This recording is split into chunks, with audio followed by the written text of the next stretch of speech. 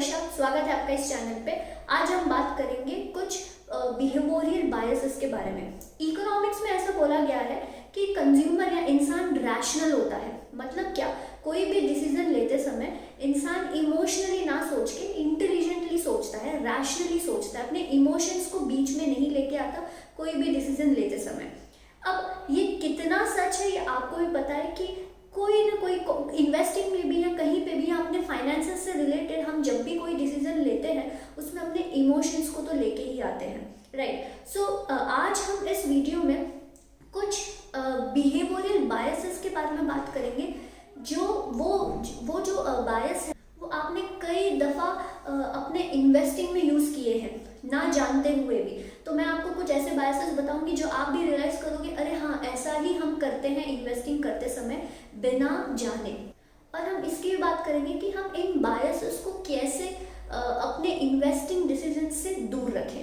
देखो 50% प्रॉब्लम्स तो तभी सॉल्व हो जाती है जब हमें समझ में आता है कि ये एक प्रॉब्लम है, राइट। सो जब हमें प्रॉब्लम समझ में आ गया ना कि हम यहाँ गलती कर रहे हैं, आधी प्रॉब्लम्स तो तभी सॉल्व हो जाती है। तो आज जो हम बिहेवियरल बायस की बात करेंगे, मैं आपको जितने भी नाम बताऊंगी वो नाम तो बहुत हैवी लगेंगे आपको, लेकिन हम बहुत ही आसान तरीके से एग्जाम्पल से उसको समझेंगे। तो चलिए शुरू करते हैं। पहला है लॉस एवर्जन बायस। तो यहाँ पर अगर मान लो मैं किसी को दो ऑप्शन दूँ कि या तो उसको 1000 रुपये बचाने हैं या तो उसको 1000 रुपये कमाने हैं, तो वो कौन सा ऑप्शन चूज करेगा? मोस्ट प्रोबेबली जनरली वो पहला ऑप्शन चूज करेगा कि उसको 1000 रुपये बचाने हैं। तो लॉस एवर्जन बायस में क्या होता है ना कि जिसको लॉस एवर्जन बायस होता है मतलब उसको लॉसेस एक्नॉलेज नहीं करने, उसको लॉसेस से डर लगता है। अब आप बोलोगे वर्षा ये तो सही है ना, वो तो इन्वेस्टर रिस्क एवर्जन इन्वेस्टर हो गया। तो लॉस एवर्जन और रिस्क एवर्जन को कंफ्यूज मत कीजिए, बहुत ही इन दोनों में बहुत डिफरेंस है। इसको एग्जाम्पल से समझते हैं। मान लो एक स्टॉक है जो आपने 100 रुपये में खरीदा था, ओके। अब वो स्टॉक के फंडामेंटल्स खराब हो चुके हैं, वो बिजनेस खराब हो रहा है, डिटोरिएट हो रहे हैं उसके फंडामेंटल्स और उसका स्टॉक गिर के 50 रुपया हो गया। तो जो रिस्क एवर्जन इन्वेस्टर है ना, वो क्या बोलेगा, इस कंपनी के फंडामेंटल्स खराब हो चुके हैं, बिजनेस डिटोरिएट हो रहा है, 100 रुपये का स्टॉक था 50 आ गया है, मैं इससे निकल रहा हूँ, मेरे को और रिस्क नहीं लेना है। ये है रिस्क एवर्जन बायस या रिस्क एवर्जन इन्वेस्टर, सॉरी। सो जो लॉस एवर्जन इन्वेस्टर है वो क्या सोचेगा कि मैंने इसको 100 रुपये में खरीदा था, ये 50 हो चुका है, अभी तक ये मेरा नोशनल लॉस है, अभी तक रियल लॉस हुआ नहीं है क्योंकि उसने बेचा नहीं है, ये नोशनल लॉस है, लेकिन मुझे इसको रियल लॉस नहीं बनाना है, मैं इसको 50 में तो नहीं ही बेचूंगा।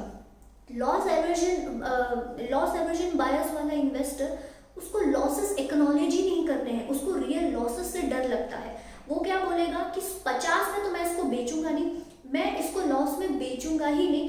इंस्टेड वो और एवरेज आउट करते जाता है, जितना प्राइस गिरेगा उसको एवरेज आउट करेगा क्योंकि उसको लॉसेस, रियल लॉसेस उसको एक्नॉलेज नहीं करने हैं। और जो रिस्क एवर्जन इन्वेस्टर होता है ना, उसको अगर आप कोई दो इन्वेस्टमेंट दो, वो इन्वेस्टमेंट सेलेक्ट करेगा जो कम रिस्की है। लॉस एवर्जन बायस से कैसे बचा जाए? तो पहले तो एक्सेप्ट कीजिए कि गलती हो चुकी है, लॉसेस को एक्नॉलेज कीजिए और आगे बढ़िए। आप हमेशा सही नहीं हो सकते, फंडामेंटल्स खराब हो चुके हैं, आपको दिख रहा है कि शेयर प्राइस एकदम ही नीचे गया है क्योंकि फंडामेंटल्स खराब हो चुके हैं, तो इसलिए मत रुकिए कि नहीं मेरे को तो ये लॉस रिकवर करना ही है स्टॉक से, इससे ना नुकसान होगा। क्यों? क्योंकि वो जो पैसा है आपने उस स्टॉक में फंसा के रख दिया है, फिर दूसरी अपॉर्चुनिटी भी आपके हाथ से चली जाएगी क्योंकि आप इस जिद में हो कि मैं इसी स्टॉक से रिकवर करूंगा, तो आप दूसरी अपॉर्चुनिटी भी खो देंगे। तो मिस्टेक को एक्नॉलेज कीजिए, लॉसेस को एक्नॉलेज कीजिए, फंडामेंटल्स खराब हो रहे हैं तो आप उस स्टॉक से निकल जाइए, उस पर अटके मत रहिए कि मैं लॉसेस रिकवर इस स्टॉक से करके ही रहूंगा। सेकेंड बायस है हर्ड मेंटालिटी। हम ह्यूमन बींग्स ना, हम सोशल एनिमल्स हैं, हमें ग्रुप्स में रहने की आदत है। अगर हमें कोई अलग राह पे अकेले चलना पड़े ना तो हमें बहुत डर लगता है, हम अलग राह पे अकेले चलना पसंद नहीं करते। हर्ड मेंटालिटी में क्या होता है कि मान लो अगर मैं एक जनरल एग्जांपल दूं, दो रेस्टोरेंट है ए और बी। ए रेस्टोरेंट में बहुत भीड़ है, बी रेस्टोरेंट में ज़्यादा लोग है ही नहीं। तो अगर आपके पास ये दो ऑप्शन है तो आप कहाँ जाना पसंद करेंगे? रेस्टोरेंट ए में। दोनों के बारे में आपको कुछ भी इंफॉर्मेशन नहीं है लेकिन आप फिर भी रेस्टोरेंट ए में ही जाएंगे भीड़ देख के। मैंने भी बहुत बार ऐसा किया। तो हम मतलब क्योंकि बहुत सारे लोग एक चीज़ कर रहे हैं तो हम उनको फॉलो करते हैं। तो ऐसा भी हो सकता है ए में जो लोग आए हैं वो कुछ लोगों को देख के आए हैं, उन्हें भी कुछ पता नहीं है, जस्ट बिकॉज भीड़ थी इसलिए आ गए, और हम भी जस्ट बिकॉज भीड़ है इसलिए आ गए। तो हम सब लोगों को फॉलो करते हैं, हमें लगता है सारे लोग एक चीज़ कर रहे हैं तो वो लोग पागल थोड़ी ना है, उनको कुछ ना कुछ नॉलेज होगा और हम भी उनको फॉलो करते हैं। इन्वेस्टिंग में भी ऐसे ही होता है, बहुत सारे लोग सिर्फ इसीलिए इन्वेस्ट कर रहे हैं क्योंकि बहुत सारे लोग इन्वेस्ट कर रहे हैं। कुछ लोग अगर ए कंपनी के शेयर्स खरीद रहे हैं तो हम भी बिना सोचे समझे उन ए कंपनी के शेयर्स खरीदते हैं, ये सोच के कि ये लोग जब ए कंपनी के शेयर्स खरीद रहे हैं तो ये लोग पागल नहीं है, इनको बहुत नॉलेज होगा इसलिए खरीद रहे हैं, और हम भी इसलिए खरीद लेते हैं। .com बबल में क्या हुआ था, बहुत सारी आईटी कंपनियां लॉसेस में थी, लेकिन बहुत सारे लोग शेयर्स खरीद रहे थे उन आईटी कंपनियों के, क्योंकि बहुत सारे लोग शेयर्स खरीद रहे थे तो लोगों को देख के लोग शेयर्स खरीद रहे थे। बिटकॉइन भी बहुत एक अच्छा एग्जाम्पल है। बिटकॉइन तो पता ही नहीं होता कि लोगों को होता क्या है, लेकिन बिटकॉइन का इतना क्रेज आ गया कि ना पता होके भी लोगों ने उधर जाके इन्वेस्ट किया, राइट। सो ऐसा मत कीजिए कि आप इसीलिए इन्वेस्ट मत कीजिए कि क्योंकि लोग कर रहे हैं, वो इन्वेस्टमेंट के बारे में रिसर्च कीजिए, शेयर हो या कोई भी हो, रिसर्च कीजिए कि वो शेयर लोग अगर इन्वेस्ट कर रहे हैं तो क्यों कर रहे हैं, एनालाइज कीजिए, ठीक है। अब ऐसा भी होता है कि भाई अगर मान लो आपके किसी दोस्त ने बोला कि एक्स शेयर खरीद लो, अब वो शेयर अच्छा भी निकल सकता है, राइट, वो शेयर से आपको प्रॉफिट भी हो सकते हैं, लेकिन सोचने वाली बात यह है कि क्या आप इतना रिस्क ले सकते हैं कि अगर वो शेयर अच्छा निकला फिर तो अच्छी बात है, लेकिन क्या आप इतना रिस्क ले सकते हैं कि अगर वो शेयर बुरा निकला या अगर वो शेयर ने आपको लॉसेस दिए तो क्या लॉसेस झेलने की कैपेबिलिटी आप रखते हैं क्या। सो इन्वेस्ट तभी, मेरी सलाह ये रहेगी कि इन्वेस्ट तभी ही कीजिए कोई भी शेयर में जब आप उस शेयर को एनालाइज कर रहे हो, जब आपको वो शेयर के बारे में पता है, जब आपको वो फंडामेंटल समझते हैं, वो बिजनेस समझता है। सिर्फ इसीलिए मत कीजिए कि एक्स इंसान ने इन्वेस्टिंग शुरू की है तो मैं भी शुरू करूंगा। थर्ड बायस है मेंटल अकाउंटिंग बायस। इसको डायरेक्टली एग्जाम्पल से समझते हैं।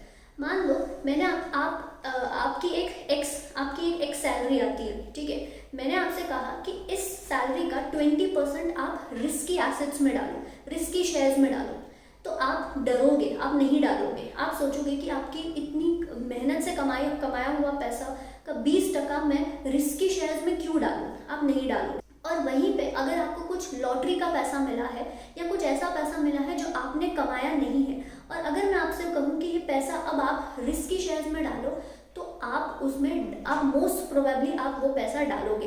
क्यों? आप ये सोचोगे कि ये मेरा पैसा हार्ड अर्न मनी थोड़ी ना है, ये तो मेरे को मिला है, इसको मैं रिस्की एसेट्स में डाल देता हूँ। मेंटल अकाउंटिंग बायस में पैसा कहाँ से आया है उसके हिसाब से हम उसको इम्पोर्टेंस देते हैं कि अगर लॉटरी का पैसा आया है उसको अगर मैं रिस्की शेयर्स में डालूं तो क्या डूब गया तो डूब गया, मेरा हार्ड अर्न मनी थोड़ी नहीं था। लेकिन वही अगर मैं आपको सैलरी का पैसा कुछ हिस्सा आपको रिस्की एसेट्स में डालने को बोल रही हूँ तो आप वो नहीं डाल रहे हो। तो पैसा कहाँ से आया है उसके हिसाब से हम उसको इम्पोर्टेंस देते हैं। बोनस जब हमको मिलता है या टैक्स रिफंड जब हमको मिलता है, हम क्या करते हैं, हम उसको फालतू चीज़ों में खर्च करते हैं बजाय उसको इन्वेस्ट करके, और हम खुद को तसल्ली देते हैं कि ये पैसा तो एक्स्ट्रा बोनस का पैसा था, थोड़ी ना मैंने सैलरी में से थोड़ी ना खर्चा किया है, ये हम खुद को तसल्ली देते हैं और वो चीज़ें खरीदते हैं बोनस के पैसों से जो कि हम ना खरीदते अगर हमें बोनस नहीं मिलता। तो इस मेंटल अकाउंटिंग बायस से कैसे बचें? जब आपके पास एक गोल रहेगा ना, एक गोल बनाइए, ठीक है, गोल अपने पास रखिए। जब आपके पास एक गोल रहेगा ना तो आपको जो एक्स्ट्रा पैसा मिलता है कहीं से भी, वो आप उसको उस गोल में लगाओगे, उस गोल के लिए इन्वेस्ट करोगे। नेक्स्ट बायस है रीसेंसी बायस। अब ये ना क्या होता है कि रिसेंट में जो चीज़ें होती है ना, हम उसको देख के हम फ्यूचर का अंदाज़ा लगाते हैं कि अगर रिसेंट में चीज़ें अच्छी हुई है तो फ्यूचर में हमेशा अच्छी होगी, अगर रिसेंट में चीज़ें बुरी हुई है तो फ्यूचर में भी वो बुरी होगी। तो रिसेंट चीज़ों को देख के हम फ्यूचर का अंदाज़ा लगाते हैं। रिसेंसी बायस आपको कैसे अफेक्ट करता है, इन्वेस्टिंग में कैसे अफेक्ट करता है कि मान लो आपने न्यूज़ पढ़ी और वहाँ पर एक एक्स म्यूचुअल फंड है जिसने पिछले 1-1.5 साल में 20-25% का रिटर्न दिया है, ठीक है। आपको लगता है अरे वाह, पिछले 1 साल में तो इसने 20-25% का रिटर्न दिया है, अब मुझे इसी म्यूचुअल फंड में इन्वेस्ट करना चाहिए। तो आप अपने एग्जिस्टिंग म्यूचुअल फंड से निकल के इस नए म्यूचुअल फंड में इन्वेस्ट कर लेते हो। तो इसको बोलते हैं रीसेंसी बायस की रीसेंट परफॉर्मेंस देख के, 1 साल के परफॉर्मेंस देख के आपको लगा कि हमेशा ही ये जो म्यूचुअल फंड है ऐसा रिटर्न देगा और इस वजह से आप उस इन्वेस्टिंग में या आप उस म्यूचुअल फंड में आ गए। और ये उल्टा भी हो सकता है कि आपका सपोज कोई म्यूचुअल फंड है और पिछले एक साल हो गया और उस म्यूचुअल फंड ने अच्छा रिटर्न नहीं दिया, तो आपको लगता है कि आगे भी ये म्यूचुअल फंड कभी अच्छा रिटर्न देगा ही नहीं, या आगे भी ये म्यूचुअल फंड अच्छा रिटर्न नहीं देगा। सो ऐसे केस में आप उस म्यूचुअल फंड से एग्जिट कर जाते हो। अब यहाँ प्रॉब्लम क्या हो जाती है ना कि रीसेंट न्यूज़ देख के, रीसेंट परफॉर्मेंस देख के आपने अपनी इन्वेस्टिंग डिसीजन ली, जबकि आपने एनालाइज करना चाहिए था, आपने और आगे उसको पढ़ना चाहिए था, या अपने रीजंस फाइंड आउट करने चाहिए थे। बिना सोचे समझे, बिना फ्यूचर आउटलुक देख के कोई भी डिसीजन मत लीजिएगा। अब 2017-18 में क्या हुआ था ना, मिड कैप और स्मॉल कैप स्टॉक्स में कुछ यूफोरिया आ गया था। मतलब पास्ट के कुछ रीसेंट रिजल्ट्स देख के, रीसेंट रिटर्न्स देख के लोगों ने मिड कैप और स्मॉल कैप स्टॉक्स बहुत खरीदे। वो इतने खरीदे कि mid cap small cap stocks की वैल्यूएशन एकदम हाई हो गई और बाद में उनमें क्रैश आया। तो रीसेंट देख के, कि रीसेंट रिटर्न्स देख के लोगों ने उस मिड कैप और स्मॉल कैप स्टॉक्स में इन्वेस्ट किया। तो दिस इज रीसेंसी बायस, कि आप रीसेंट कोई भी, फिर वो अच्छी न्यूज़ हो या बुरी न्यूज़ हो, रीसेंट न्यूज़ देख के, रीसेंट परफॉर्मेंस देख के आप उस एसेट में इन्वेस्ट कर लेते हो। आपने इससे बचना कैसे? देखो, स्टॉक मार्केट ऊपर नीचे तो होता ही रहेगा, ठीक है। आपने ये देखना है कि कोई भी शेयर में या कोई भी एसेट में जब आप इन्वेस्ट कर रहे हो तो क्या वो फंडामेंटली स्ट्रांग है, क्या उसके बिजनेस प्रोस्पेक्ट्स अच्छे हैं, क्या ग्रोथ प्रोस्पेक्ट्स अच्छी है। आप ये सोचिए कि आप उस शेयर में इसलिए तो इन्वेस्ट नहीं कर रहे क्योंकि रिसेंटली वो शेयर बहुत ऊपर गया है इसलिए आप इन्वेस्ट कर रहे हो, या रिसेंटली वो शेयर बहुत नीचे गया है इसलिए आप वो शेयर से एग्जिट कर रहे हो, या आपके पास कुछ फंडामेंटल बैकिंग है। फंडामेंटल एनालिसिस कीजिए, फंडामेंटल बैकिंग रखिए कोई भी शेयर या कोई भी एसेट में इन्वेस्ट करने से पहले। अब नेक्स्ट बायस है कंफर्मेशन बायस। अब यहाँ पर क्या होता है, ये बहुत दफ़ा हमारे साथ होता है कि मान लो अगर मुझे किसी ने कहा कि XYZ शेयर है, वो बहुत अच्छा शेयर है, वो बहुत आगे बढ़ने वाला है, उसकी बहुत सारी पॉजिटिव चीज़ें वो मुझे बताता है। सो ऐसे केस में मैं अगर एनालाइज कर रही हूँ इस शेयर को, तो मैं क्या देखूंगी, मैं सिर्फ उसकी पॉजिटिव चीज़ों को ही देखूंगी, या मैं इंटरनेट पे जब उसके बारे में सर्च करने जा रही हूँ तो मैं वही सर्च करूँगी जो उस इंफॉर्मेशन को, और जो पॉजिटिव इन्फॉर्मेशन मुझे मिली है उसको और कंफर्म करे। मतलब मैं उसके बारे में और सिर्फ पॉजिटिव चीज़ें ही देखूंगी जो मेरे उस व्यू को कंफर्म करें। वहीं पे मैं नेगेटिव चीज़ें अगर मुझे उस स्टॉक के बारे में दिखती है तो मैं उसको निगलेक्ट करूंगी, क्योंकि कंफर्मेशन बायस में क्या होता है ना कि एक चीज़ अगर मुझे किसी ने बोल ली, पॉजिटिव बोली या नेगेटिव बोली, मैं उसी चीज़ पे ध्यान दूंगी, दूसरी चीज़ों पे मैं उसका ध्यान नहीं दूंगी। तो मान लो अगर मुझे किसी ने उस शेयर की नेगेटिव न्यूज़ बोली तो मैं सिर्फ नेगेटिव न्यूज़ को ही देखूंगी। उसके बाद मैं और जो इंटरनेट पे या जो भी मैं सर्च करूंगी या जो भी मैं एनालाइज करूंगी, तो मैं सिर्फ वो चीज़ें एनालाइज करूंगी जो नेगेटिव व्यू को और कंफर्म करे। फिर मैं पॉजिटिव अगर कोई चीज़ें आ रही हैं तो मैं उसको निगलेक्ट करूंगी। तो अब इससे कैसे बचना चाहिए कि आपने हमेशा, कोई भी आपको कोई बोल रहा है कि ये शेयर अच्छा है या बुरा है, आपने उसको दोनों चीज़ें देखनी चाहिए, पॉजिटिव भी देखिए, नेगेटिव भी देखिए। जब आप पॉजिटिव चीज़ भी देखेंगे और नेगेटिव चीज़ भी देखेंगे कि क्या अच्छी चीज़ें हैं इस कंपनी में या शेयर में और क्या बुरी चीज़ें हैं, जब आप दोनों व्यू रखेंगे तो आप एक अनबायस्ड इन्वेस्टिंग डिसीजन ले सकते हैं। नेक्स्ट बायस है ओवर कॉन्फिडेंट बायस। अब यहाँ पे क्या होता है ना कि हम बहुत ही ओवर कॉन्फिडेंट होते हैं उस डिसीजंस को लेके जो हमने किए हैं कि हम कभी गलत हो ही नहीं सकते। एक सर्वे की गई थी जिसमें फंड मैनेजर्स को ये पूछा गया था कि आपको क्या लगता है कि आप अबाव एवरेज हैं अपने जॉब को लेके, अपने जॉब में, अपने काम में क्या आप अबाव एवरेज है?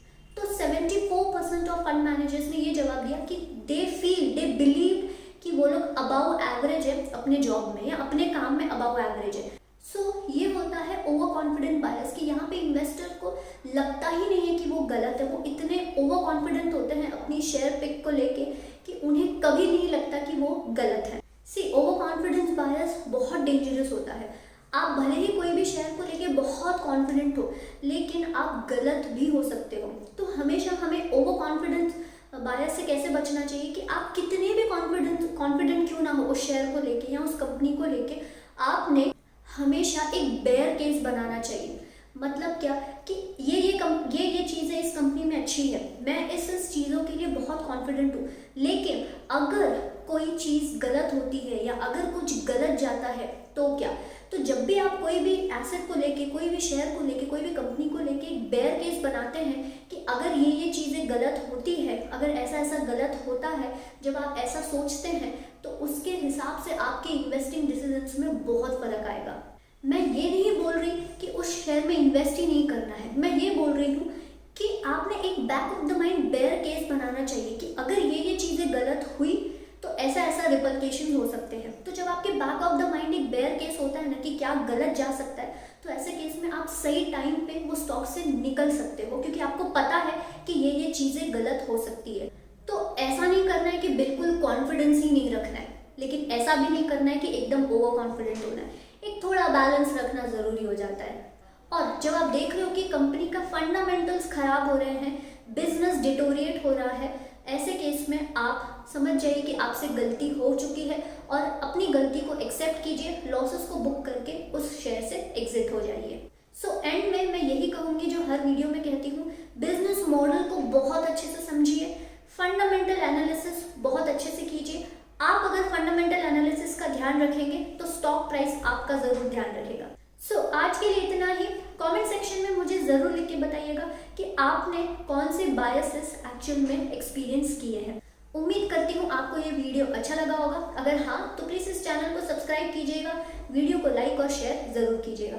हम मिलेंगे नेक्स्ट वीडियो में, तब तक के लिए अपना ख्याल रखिए। जय हिंद एंड नमस्ते।